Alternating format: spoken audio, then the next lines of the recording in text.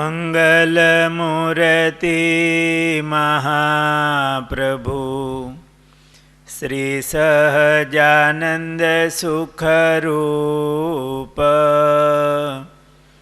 ભક્તિ ધર્મ સુત શ્રી હરિ સમરું સદાય અનુપ. બોલો સ્વામિનારાયણ ભગવાનની જય. વાલા ભક્તો, જય સ્વામિનારાયણ. હવે સાંખ્ય યોગી બાયુ જે જેને પ્રભુ સાથે છે સ્નેહ, અતિ ત્યાગીને વળી અકામ, કહું તેના સાંભળજો નામ. મુખ્ય રાજબાઈની એ રીતિ, પ્રભુ વિના નહીં કિયા પ્રીતિ. આ રાજબાઈ એ વાંકિયા ગામના હતા. એમનો જન્મ સંવત 1847 ચૈત્ર સુધી 7મના દિવસે થયો. રાજબા એમનું નામ રાખ્યું. કાઠી જ્ઞાતિમાં જન્મેલા રાજબા, એમના માતુશ્રીનું નામ સોણબા હતું. પિતાનું નામ મોકા ખાચર હતું. એમના ભાઈનું નામ ઘેલા ખાચર હતું. ગઢપુર ગામના જીવા ખાચર, એમના ધર્મપત્ની શ્રી કુંવરબા અને સોણબા એટલે રાજબાના માતુશ્રી, એ બંને સગા બેન હતા. એટલે રાજબાને આ કુંવરબા છે એ શું થાય? માસી. એટલે નાનપણમાં આ રાજબા એમના માસીને ત્યાં આવે અને શ્રી કુંવરબા એમના યોગ અને ગઢપુર આવ્યા હોય એટલે જીવુબા, લાડુબા, આ બહેનોનો એમને યોગ. પૂર્વના મુમુક્ષુ આત્મા તો હતા, પણ આ જીવુબા, લાડુબા વગેરે બહેનોનો યોગ થયો અને રાજબાને પણ એવો સત્સંગ થયો. આ રાજબા, એમનું સત્સંગી જીવનમાં નામ આવે છે રમા. આચાર્યોદય ગ્રંથના પ્રભાવ 120માં વિહારીલાલજી મહારાજ એવું લખે છે: નર સાંભળી પામે નવાઈ, નામે રાજર્ષિ રાજબાઈ. સતસંગી જીવન માહી જેહ, રમાબાઈ પ્રસિદ્ધ છે તેહ. સત્સંગી જીવનમાં નામ લખ્યા, એમાં જીવુબા, લાડુબા, રાજબા, એમના નામ જયા, લલિતા અને રમા આવી રીતે લખાણા. સત્સંગ જીવનમાં બહુ સુંદર પ્રસંગો, કથાઓ આવે છે. પૂર્વ જન્મના પુણ્ય પ્રભાવથી જન્મજાત આ રાજબા વચન સિદ્ધ હતા.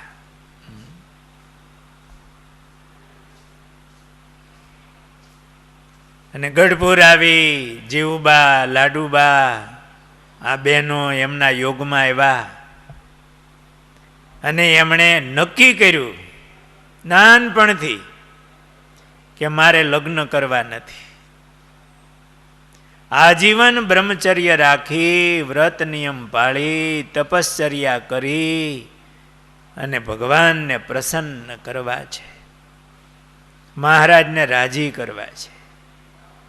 નિશ્ચય કર્યું હરિ ભજશું તજશું સુખ સંસાર, એવું નાનપણથી નક્કી કર્યું. આપણે કેમ હશે? રાજબાની તો એ 5-10 વર્ષની ઉંમર હશે ત્યાંથી નક્કી કર્યું. આપણે કેટલે પહોંચ્યા? 50-60? પોપટ બાપા કે 70-80 ભેગા.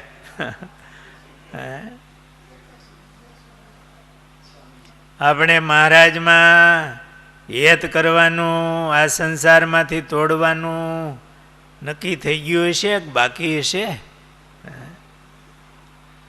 રાજબાઈએ નાનપણમાં આવો નિશ્ચય કરી લીધો કે બ્રહ્મચર્ય પાળવું છે, લગ્ન કરવા નથી, વ્રત તપ કરવા છે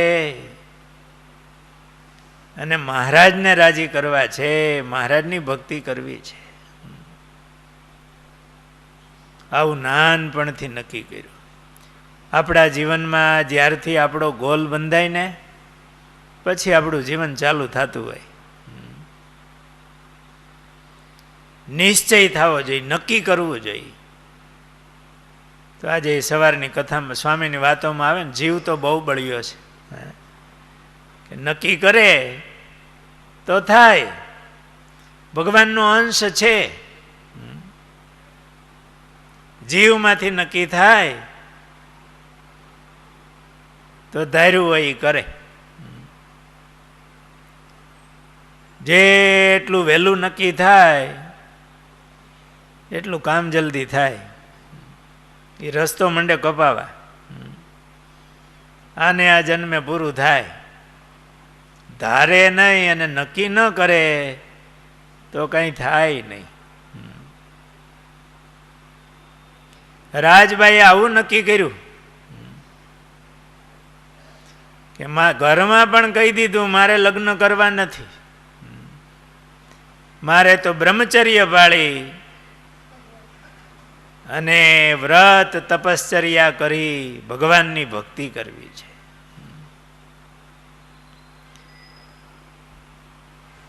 આ સાંભળી માતા પિતાએ વિચાર કર્યો કે અત્યારે તો રાજબાની બાળ બુદ્ધિ છે,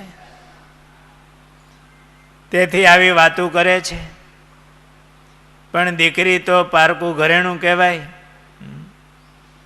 તેને સાસરીએ શોભે. આમ વિચારી માતા પિતાએ રાજબાઈના વેવિશાળ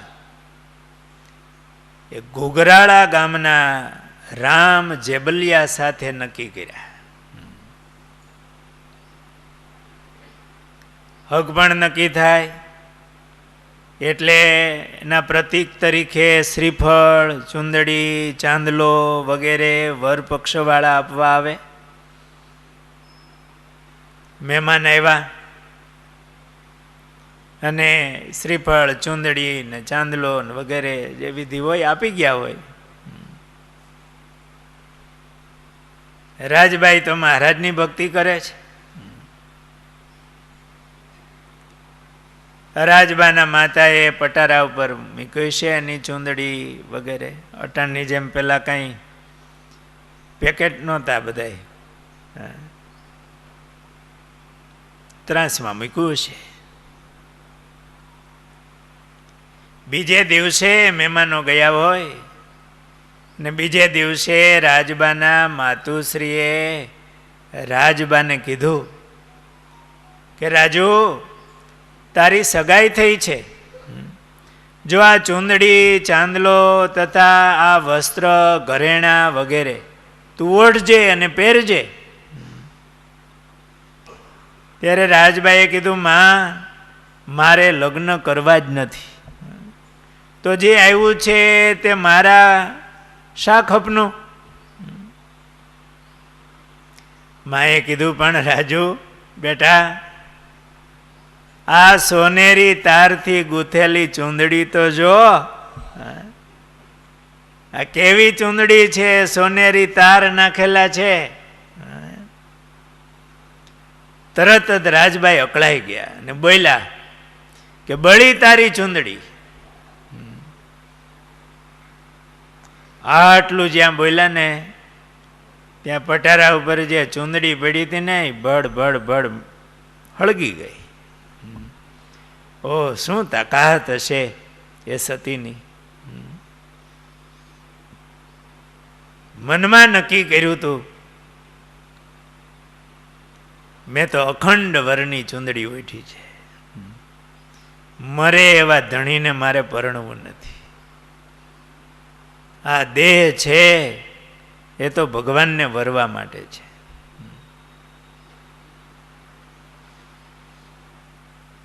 મારે બ્રહ્મચર્ય પાળવું છે. જીવબા લાડુબા એમનો નાનપણમાં એમને સંગ હતો, મહારાજમાં એમને પ્રીતિ થઈ હતી. જીવમાંથી એવું નક્કી કરેલું. કેવું આ પ્રસંગ કેવો છે. એના હૃદયમાં સંસાર કેવો વૈરાગ્યથી હળગતો હોય છે. એ અંદર હોય ને એ બહાર થાય. એના વૈરાગ્યથી એને સંસારને હળગાવી નાખ્યો હતો. અને મહારાજમાં એવી પ્રીતિ હતી એટલે એને અકળાઈને બોલ્યા. માએ કીધું ને ચૂંદડી તો જો હોનાના તારવાળી, તું પહેર. ત્યારે માને કીધું બળી તારી ચૂંદડી. આટલા વાક્યોથી જ અગ્નિ પ્રગટો અને ચૂંદડી સળગી ગઈ, ભસ્મીભૂત થઈ ગઈ. આવો અણધાર્યો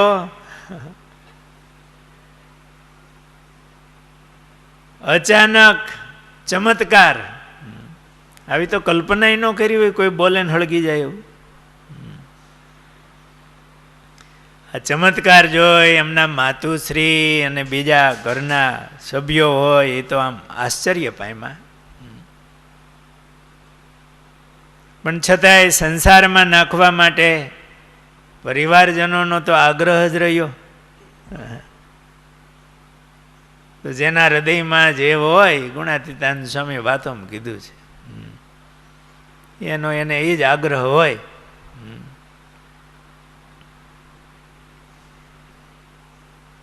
આથી રાજબા પોતાના માતા પિતા કુટુંબીજનો એમનો ત્યાગ કરી અને ગઢપુર ગયા કે માસીબાને ત્યાં જાઉં છું એમ કહીને ગયા હશે.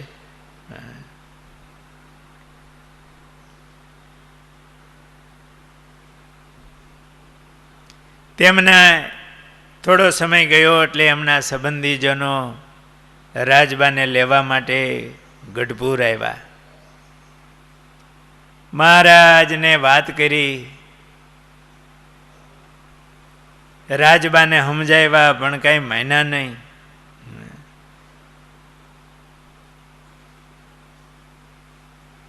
મક્કમ મનથી રાજબાએ કીધું મારે લગ્ન કરવા નથી અને તમારે ઘેર આવવું નથી.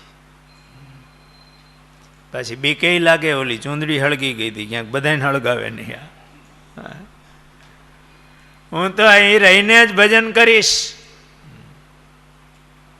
હવે તો એક જ ઉપાય હતો, મહારાજને પ્રાર્થના કરે. એટલે સભ્યો બધા મોકા ખાચર ને એમના માં ને બધા મહારાજ પાસે આવ્યા. મહારાજને પ્રાર્થના કરી, મહારાજ અમારે સંબંધ થયા હોય ને પછી મહારાજ તૂટે ને પછી કોઈ વ્યવહાર રહે નહીં. બધા અમને વ્યવહાર બધા તૂટી જાય મહારાજ, માટે મહારાજ તમે રાજબાને આજ્ઞા કરો. ને મહારાજે રાજબાને આજ્ઞા કરી. કે પરણીને પ્રભુ ભજવા. આટલું મહારાજ બોલ્યા ને ત્યાં તો રાજબાને બહુ વહમું લાગી ગયું. એક બાજુ મહારાજની આજ્ઞા, એને ઉથાપવી કેમ? મહારાજને દીન થઈને પ્રાર્થના કરી, મહારાજ મારા વ્રતનું શું? મહારાજ કે અમે તમારી ભેળા છીએ, તમારું વ્રત જળવાશે. કારણ કે મહારાજને ધર્મ સંકટ હતું.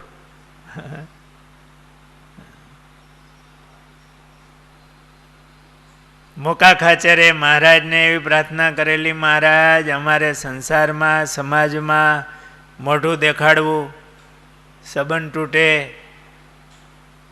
પછી અમારા બધા વ્યવહાર તૂટી જાય. જૂનો સમય હતો. મહારાજે રાજબાને આજ્ઞા કરી. મહારાજે પાછું રાજબાને એકલા કીધું કે અમે તમારી ભેળા છીએ, તમારું બ્રહ્મચર્ય વ્રત એ જળવાશે. આટલી મહારાજે ધીરજ દીધી એટલે રાજબા એમના માતા પિતા સાથે વાંકિયા ગયા, નહીતર જવા તૈયાર નહોતા. અને હવેનો જે પ્રસંગ છે ને એ નિષ્કુળાનંદ સ્વામી ભક્ત ચિંતામણીમાં લખે છે. એ પ્રસંગને આપણે આગલા પ્રસંગમાં લેશું. બોલો સ્વામિનારાયણ ભગવાનની જય.